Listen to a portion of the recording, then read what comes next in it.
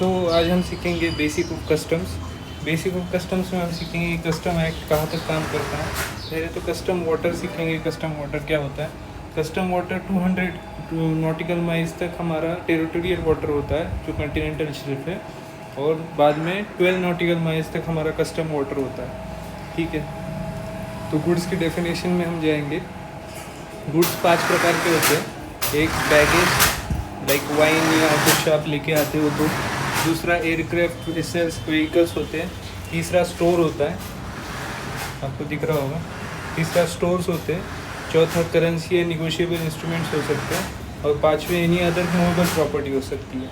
Baggage like कैसे होती है? बैगेज में इंपॉर्टेंट कीवर्ड्स है कि बिलोंगिंग टू पैसेंजर होना चाहिए और वो बोनाफाइड होना चाहिए। ठीक है, एक तो वो बिलोंगिंग होना चाहिए पैसेंजर्स का, या फिर बोनाफाइड बैगेजेस होने चाहिए। जैसे कि 5 लीटर तक वाइन आपको अलाउड है लेके आने के लिए। फिर हम एयरक्राफ्ट कैसे मान सकते हैं? तो एयरक्राफ्ट जो परमानेंटली स्टे करने वाले हैं उनको गुड्स कहा जाता है। जैसे कि एयरक्राफ्ट वेसल्स है, व्हीकल्स है कुछ, और वो परमानेंटली इंडिया में ही स्टे कर रहे हैं तो उन्हें वेसल्स माना या उन्हें गुड्स माना जाता है। पर अगर वो सिर्फ आ रहे हैं एम्बार्किंग एंड डिसएम्बार्किंग, मतलब कि पैसेंजर्स को या गुड्स को छोड़ने के लिए और लेने के लिए आ रहे हैं, तो उनको गुड्स नहीं माना जाता। फिर स्टोर्स आते हैं। स्टोर्स में हम देखते हैं कि जो वेसल्स होता है, एयरक्राफ्ट होता है, या जो व्हीकल्स होते हैं जिनसे गुड्स आते हैं, उनको चलाने के लिए कुछ चीज़ें लगती है, जैसे कि फ्यूल लगता है, स्पेयर पार्ट्स लगते हैं, अदर आर्टिकल्स लगते हैं, इमीडिएट फिटिंग्स होते हैं, तो उन चीज़ों को हम स्टोर्स कहते हैं। तो वो उसमें नहीं आते हैं। इनको छोड़ के कुछ अगर होता होगा तो उसे हम गुड्स मानेंगे, इन्हें नहीं मानेंगे। इसके बाद करेंसी एंड निगोशिएबल इंस्ट्रूमेंट है जो फेमा एक्ट में आता है, जिसे हम ज़्यादा नहीं पढ़ेंगे, और एनी अदर मूवेबल प्रॉपर्टी है उसे हम गुड्स मानेंगे। बाद में हम देखते हैं कि गुड्स के कितने टाइप्स होते हैं। तो एज़ पर कस्टम एक्ट इसमें गुड्स के देखिए 1 2 3 4 5 6 7 टाइप्स होते हैं।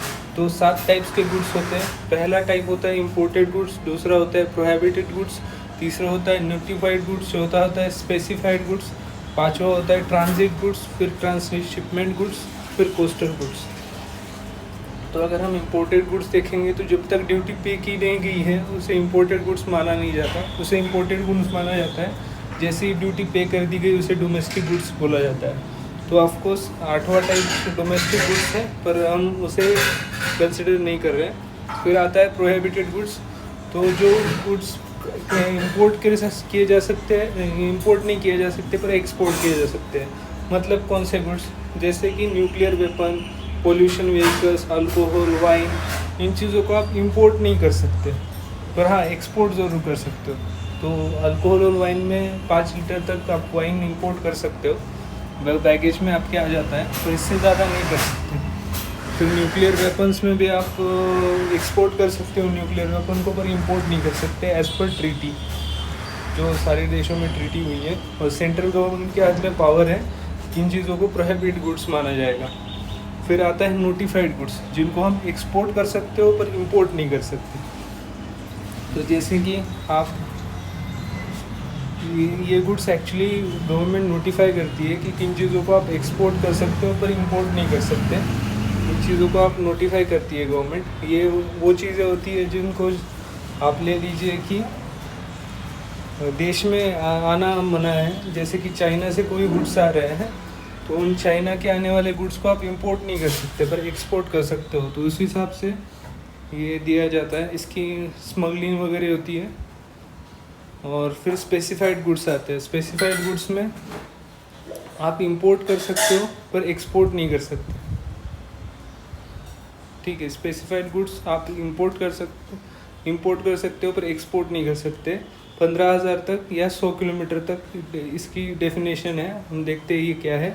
तो जो चीज़ें कंट्री के लिए इम्पोर्टेंट है, जैसे कि मेडिसिन्स हो सकते हैं या फिर कोई इम्पोर्टेंट चीज़ें हो सकती हैं, मास्क हो सकता है जैसे कोविड-19 में हुआ था, तो ये चीज़ें जो है वो इंपोर्ट की जा सकती है, पर देश में इन चीज़ों की ज़रूरत है, इस वजह से इन चीज़ों को एक्सपोर्ट नहीं किया जा सकता। इन्हें स्पेसिफाइड गुड्स कहा जाता है। तो पहले आते थे नोटिफाइड गुड्स, फिर आता है स्पेसिफाइड गुड्स। तो 15,000 तक की वैल्यू के गुड्स हम एक्सपोर्ट कर सकते हैं, जैसे कि मैंने कश्मीरी चादर ले ली और चादर यहाँ से मैं एक्सपोर्ट कर रहा हूँ, तो वो चादर एक्चुअली बहुत महंगी बिकती है। अगर 15,000 की तो एक ही बिकेगी, तो इस तरह से बहुत महंगी बिकती है वो चादरें, क्योंकि उन्हें एक्सपोर्ट करने पे मनाही है। क्योंकि कश्मीर की चादरें जो है वो कश्मीर की जो चादरें हैं वो बहुत ज़्यादा जानवरों की खाल से बनाई जाती है, तो ज़्यादा अगर उन्हें एक्सपोर्ट करने पे आ गए तो सारे जानवर मारे जाएंगे। इस वजह से वो चादरें ज़्यादा एक्सपोर्ट नहीं की जाती। प्रोहिबिटेड गुड्स में आप टाइगर की स्किन ले सकते हो। एनिमल स्किन को एक्सपोर्ट नहीं किया जा सकता, इंपोर्ट भी नहीं किया जा सकता। ठीक है, जैसे मैं अपने भाई के लिए समझिए 250 रुपये की कुछ मिठाई है जो मैं एक्सपोर्ट नहीं कर सकता, बट मैं 250 रुपये की ले जा सकता हूँ। 15,000 तक अलाउड है। मैं लेके गया मेरे भाई के लिए कश्मीर की चादर लेके गया समझो।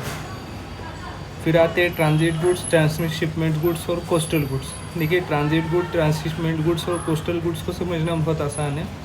समझिए कि कोई एक वेसल आया आउट ऑफ इंडिया से, अमेरिका से एक वेसल आया और उस वेसल में कुछ सामान है। एक सामान ये जो है वो अमेरिका से आया है और लंदन जाने वाला है, तो वो अमेरिका से आया और उस पोर्ट पे उतरा। दूसरा सामान अमेरिका से आया और लंदन जाने वाला है, पर अभी तक वेट कर रहा है। ठीक है, तो तीसरा सामान है जो अमेरिका से आया है और चेन्नई जाने वाला है, पर मुंबई पोर्ट पे उतरा है।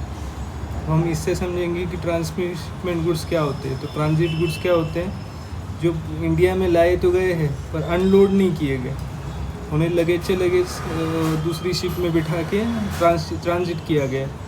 दूसरा होता है ट्रांसशिपमेंट गुड्स, तो इंडिया में आए तो है पर अभी वो दूसरे कंट्री में जाने वाले हैं, पर पोर्ट पे सिर्फ पड़े हुए हैं, उन्हें ट्रांसशिपमेंट गुड्स कहा जाता है कि ट्रांसशिपमेंट होने वाली है, इनकी शिपमेंट होने वाली है, शिपमेंट के लिए रुके हैं।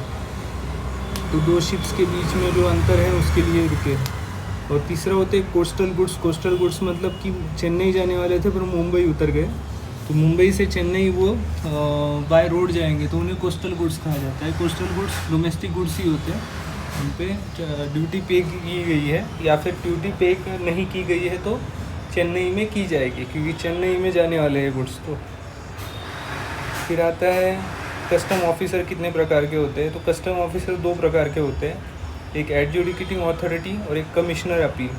एडजुडिकेटिंग अथॉरिटी के हाथ में मैनेजमेंट भी होता है और वो ऑर्डर भी निकाल सकते हैं, जबकि कमिश्नर अपील के हाथ में ऑर्डर नहीं होते, पर हाँ वो आपकी तकरार जो है वो सुन सकते हैं। तो कमिश्नर अपील आपकी तकरार सुन सकता है, ओनली डिसीजन दे सकता है केसेस पे। तो ये सारे एडजुडिकेटिंग अथॉरिटी है, इनमें ज़्यादा पढ़ने की ज़रूरत नहीं है। पीसीसी, सीसी, पीसी, सी मतलब कमिश्नर, पी मतलब प्रिंसिपल कमिश्नर। और अदर ऑफिसर्स में कुछ इंजीनियर्स होते हैं जिन्हें रखा जाता है, ताकि वो चाहे केमिकल एक्सपर्ट हो सकते हैं या मैकेनिकल एक्सपर्ट हो सकते हैं, कि गुड्स को स्पेसिफाई करने के लिए कि ये गुड्स कौन से। पावर क्या होती है कस्टम ऑफिसर के पास, तो कस्टम ऑफिसर के पास सारी पावर्स होती है जो एक्ट में लिखी है। अगर कोई गवर्नमेंट और सब ऑर्डिनेट्स की पावर भी कस्टम ऑफिसर के मेन ऑफिसर के पास होती है। मतलब कि क्या, कि जो ये जॉइंट कमिश्नर है उसकी पावर कमिश्नर के पास होगी, कमिश्नर के पास जो पावर है वो प्रिंसिपल कमिश्नर के पास होगी, और ऐसे ऊपर ये पावर बढ़ती जाती है। और अगर गवर्नमेंट चाहे तो किसी गवर्नमेंट ऑफिसर को भी, किसी भी गवर्नमेंट ऑफिसर को अपॉइंट कर सकता है कस्टम ऑफिसर बोल के, जैसे मैंने यहाँ पे लिख के दिया है। फिर कस्टम एरिया क्या होता है और बोर्डिंग स्टेशन। एरियाज़ कितने होते हैं, तो एरियाज़ देखिए 3 होते हैं। एक होता है कस्टम एरिया, एक होता है बोर्डिंग स्टेशन, एक होता है warehousing station. Custom area में कौन सी चीज़ें आती हैं, जब गुड्स क्लियर अराइव होते हैं तो कस्टम एरिया में रुकते हैं। बोर्डिंग एरिया में क्या होता है, जब पैसेंजर अराइव होते हैं तो बोर्डिंग एरिया में रुकते हैं।